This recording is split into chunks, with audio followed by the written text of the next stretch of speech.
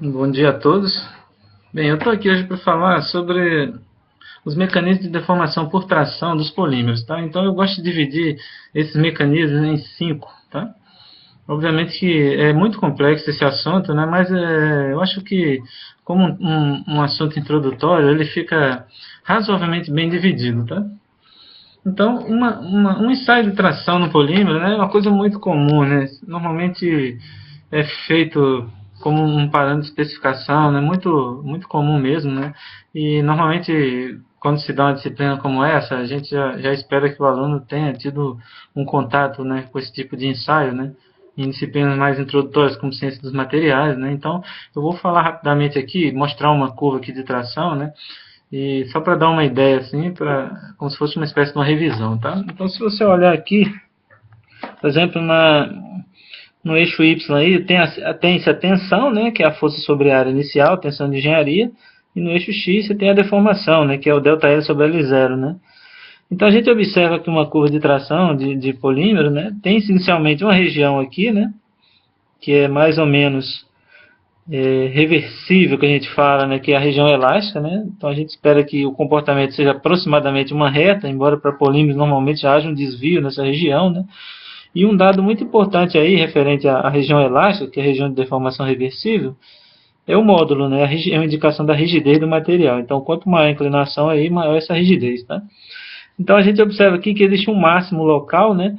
Que é o ponto de escoamento. Isso quer dizer o quê? Que é a divisão, né, entre região elástica e região plástica. Então, porque daqui para cá, ou seja, com o aumento da deformação aqui, não vai se ter mais a recuperação dela, ou seja, a deformação vai ser plástica, que a gente fala, né, deformação irreversível, né.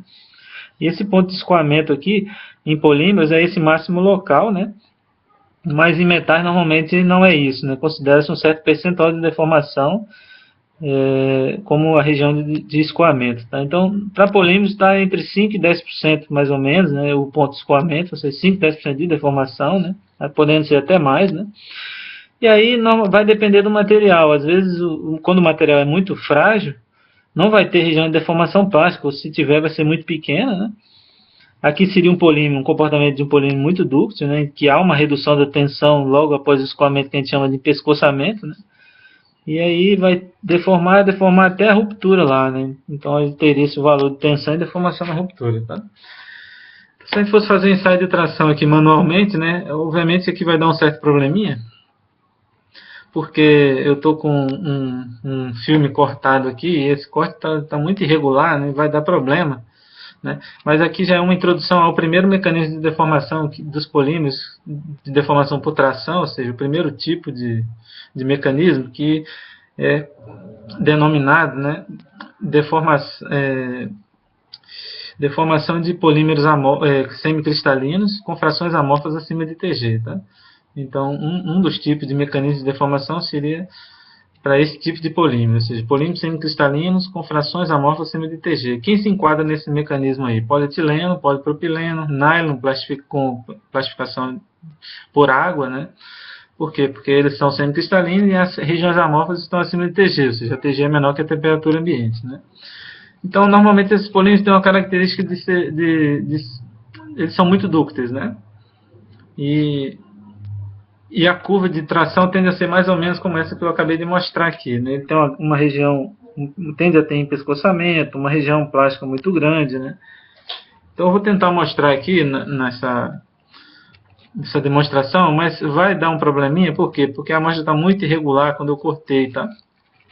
Mas vai dar para ver pelo menos empescoçamento aí, tá? Eu vou começar a deformar aqui, eu estou aplicando esforço, e perto da minha mão aqui está ocorrendo um empescoçamento, ó, desse lado, tá vendo? Tá tendo um afinamento ali, ó, do lado direito, tá? Então o material vai deformando. Vou aproximar mais aqui, e é para ele deformar o seu comprimento inteiro, né? Aí seria a região já de deformação plástica, né? Então, o material vai deformando, né? Pode-se observar aí, né, que ele... Vou afastar mais. Então, essa região aí seria aquela região de tensão mais ou menos constante na região plástica. Né? Ele sofreu ruptura aqui, né? Mas deu para ver que ele teve uma grande deformação, né?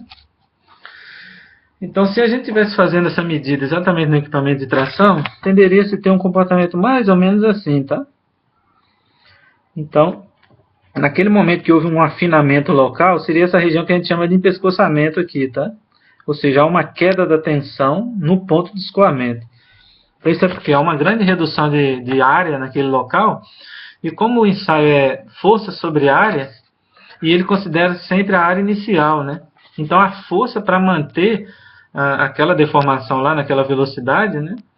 Porque o ensaio de tração você define uma velocidade constante, e o corpo de prova vai sendo deformado numa velocidade constante, e o sensor pega a força necessária para aquela deformação se manter naquela velocidade lá, né? Então, como há uma redução muito grande de área na região do empescoçamento, a força necessária para se deformar naquela velocidade lá acaba sendo muito reduzida, né? Então, como a área é constante, então acaba se detectando a queda da tensão, né? Então, logo em seguida, seria toda aquela deformação que eu mostrei, né? Que há o afinamento de todo o material ao redor daquela região que empescoçou inicialmente, né? E tende-se a ter uma tensão mais ou menos constante, né? Ao longo dessa região que a gente chama de cold draw. Então, vou fazer uma separação aqui do que acontece em cada local. Então, inicialmente, como eu falei, né? A gente teria a região de deformação elástica, né? Que seria essa parte inicial aqui, né? E que, como eu tinha dito, né, o mais importante aí em termos de propriedade seria o módulo, né, uma medida da rigidez, que é a inclinação dessa região aí da curva. Tá? Então você tem a região de deformação elástica, no ponto máximo local aqui tem o ponto de escoamento, né? A redução da tensão logo em seguida está associada ao empescoçamento, e essa região aqui é a região que a gente de tensão mais ou menos constante, né? É a região que a gente chama de cold drawing, né? Que é a região de deformação a frio, né? Então tem-se como característica uma deformação mais ou menos constante, né? E é como se fosse o afinamento do material como um todo, tentando chegar mais ou menos como estava aquele pescoço que foi inicialmente formado, né? Então o que acontece nessa região? Acontece toda uma deformação plástica, né? Em que ao final desse cold drawing tende a se ter o quê? Uma região bastante orientada molecularmente, né? Então, o que vai acontecer depois do cold drawing acontecer? Um aumento da tensão, né? Até a ruptura acontecer, tá? Então, obviamente, que a depender do polímero vai ter variação, como a gente observa nessa curva aí. Tem material que começa a aumentar a tensão mais cedo, outros praticamente romperam sem voltar a aumentar a tensão. Tá? Então, isso vai ter certas variações de acordo com o polímero, né? Porque eu estou fazendo uma simplificação muito grande quando eu incluo vários polímeros nesse tipo de mecanismo. Tá? Ou seja, estou incluindo todos os polímeros semicristalinos com relação à amostra de TG, como se ele tivesse mais ou menos o mesmo comportamento. Tem sim. Mas sendo que há variações entre eles, né? Como pode ser mostrado aqui, né? Às vezes a região de cold draw é maior, às vezes ela é menor, né? Vai depender de vários detalhes, né? Eu nem vou entrar muito aqui sobre isso, porque não é o objetivo desse curso introdutório, tá? Então vou fazer de novo outro aqui, vamos tentar ver se a gente consegue, né? Comecei a deformar, ó, começou já a formar um pescoço ali do lado esquerdo, tá? Então, tá deformando toda a região ao redor, né? Isso aí é a região de cold drawing, tá? Então, deformando, agora vai romper por quê? Porque tinha um defeito na extremidade lá, ó, tá vendo? Mas ele era para deformar todo isso aqui, ó, afinar tudo, tá? Vou fazer mais um aqui, mais uma tentativa de ensaio de tração, tá? Já empescoçou perto da minha mão aqui. Opa, desse outro lado. E agora está tendo a região de cold drawing. Tá vendo? Então era para deformar tudo isso antes de romper, tá? Esse aqui está conseguindo, razoavelmente, ó. Deformando bastante, né? Eu vou até afastar um pouquinho. Deformando muito. Tá vendo? Então, esse tipo de material aí, ele tende a ter uma ductilidade muito alta, né? Ou seja, esses polímeros semicristalinos com fração amorfa de TG pode chegar a ter 300, 400, até 500%, né, de deformação, tá? Então são materiais muito dúcteis, né? Apesar de muitos deles serem muito cristalinos, né? A cristalinidade alta, e a gente pensa o quê? A região cristalina como algo frágil, né? Porque é muito rígida, né? Então, é uma coisa muito rígida, né? Praticamente congelada, as moléculas estão congeladas, não tem mobilidade lá dentro, né? Mas sendo que o que proporciona essa ductilidade inteira, o que favorece isso, né? É o fato de ter um certo percentual razoável de região amorfa, né? Eu vou explicar isso, ou seja, e a região amorfa borrachosa, claro, né? E se ela tiver vítrea, não vai ajudar não, né? Vou tentar só mais um aqui, tá? Ó lá, tá vendo? Ó, pescoçamento, e aí vai tendo cold draw em toda uma região aí. Rompeu por quê? Rompeu porque a amostra está irregular, tá? Então, quando eu expliquei a parte de como é que as moléculas estão num polímero semicristalino, né, eu falei lá que tinha as lamelas e tem as regiões interlamelares que são amorfas, né? Então, eu vou mostrar mais ou menos aqui o que seria molecularmente, né, esse ensaio de tração que a gente fez, né? Então, aqui a gente teria, por exemplo, uma lamela, né, duas lamelas, e aí teria a região interlamelar, né, amorfa, né? Então, quando a deformação plástica começa, o que acontece? Começa a deformação inicial, ela se dá na região interlamelar, né, na região amorfa. Ela vai estar borrachosa, né, então ela cede primeiro, a gente fala assim, né? Então, ela tem uma flexibilidade, ela está com um caráter borrachoso, então elas começam a deformar antes, né? Mas o que acontece depois? Elas começam a se orientar, né? E a gente viu que essas moléculas que estão nas regiões interlamelares, parte delas estão dentro dos cristais também, estão dentro das lamelas, né? Então elas ficam atando uma lamela a outra, mas pedaços dela, porque elas são muito grandes, né? Então tem pedaços delas que estão dentro das lamelas, né? Então quando elas começam a se orientar aqui dentro das regiões amorfas, né? Então a gente pode considerar que vai começando a enrijecer essa região, e aí consegue-se, digamos assim, puxar pedaços de moléculas, né, que estão lá dentro dos cristais, né? E esses cristais meio que vão se quebrando, vão se desfazendo, né? E aí vai tendo uma orientação muito grande. Então essa região toda aqui seria a região de deformação plástica mesmo, né? Então aqui começou aqui a região plástica, né? E aí as moléculas vão se orientando a partir das regiões amorfas, sendo que devido a essa deformação inicial delas, elas vão enrijecendo, elas conseguem, os segmentos que estão dentro dos cristais começam a ser puxados de lá, né? Então quando eles começam a ser puxados, né, vai se tendo a quebra das lamelas, né? Todo um alinhamento aí em torno todo um alinhamento aí na direção do puxamento, né?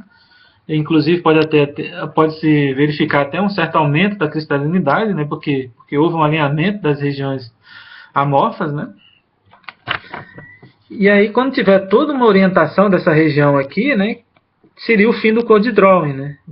O fim daquela região de tensão constante, né, que a gente chama de deformação a frio, né? E aí daí para frente vai se registrar um aumento da tensão, né, para continuar a deformação. Então seria essa região final aqui, né?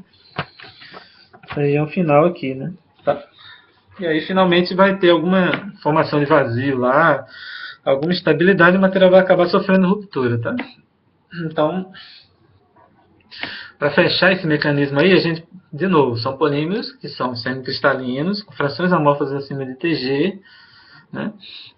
Tipicamente são o que? Polietileno, polipropileno, os nylons, né? E eles são materiais, em regra, muito dúcteis, né?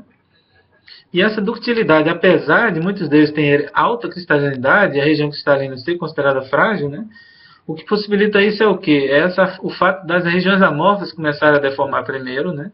Isso dá uma certa estabilidade ao processo de deformação, né? Então as regiões amorfas deformam, elas se orientam e daqui a pouco os segmentos, parte delas que estão dentro das lamelas começam a ser puxados de lá, né? E aí vai tendo quebra de cristais, e essa região toda aí de aumento de orientação é a região do cold drawing, né? Então quando terminar a região do cold drawing, que é o que? A região de tensão constante, né? Aí as moléculas já estão bastante alinhadas aí, já tem uma orientação molecular grande, e às vezes se verifica até um aumento da cristalinidade, né? Então, para continuar esse processo de deformação, depois que elas estão muito orientadas, há necessidade de aumento de tensão. Então, por isso que depois da região de cold drawing volta a aumentar a tensão, e finalmente vai ter alguma instabilidade, algum problema, alguma geração de poros, sei lá, e a ruptura vai acontecer, né? Ruptura molecular, uma certa região ali, tá? E a ruptura vai acabar ocorrendo, tá? Bem, um segundo modelo, né, que eu gosto de utilizar, né? Então, antes de mostrar, né, esse modelo em si, eu gosto de mostrar esse gráfico aqui, né? Que a gente mostrar o comportamento de tração de 3 polímeros vítreos, né? Eles normalmente são meio concorrentes, né? O PS, o PMMA e o PC, né? Os três são transparentes, né? Agora, o PC, ele acaba sendo um material um pouco mais caro, né? Ele tem algumas características mais nobres, digamos assim, né? Porque ele é vítreo, né? Ou seja, ele é todo amorfo, a TG é alta, sendo que ele tem uma temperatura de uso maior do que os outros dois, né? Porque a TG dele é 150, né? E a TG do PMMA e do PS são perto de 100, né? Do PS 100 e a do PMMA em torno de 100 a 110 mais ou menos, né? Se a gente observar o comportamento de tração, né, a gente vê que o PC tem mais uma vantagem, ou seja, além da temperatura de uso, a gente observa aí que ele tem uma ductilidade grande, né? Ele pode deformar próximo a 100%, né?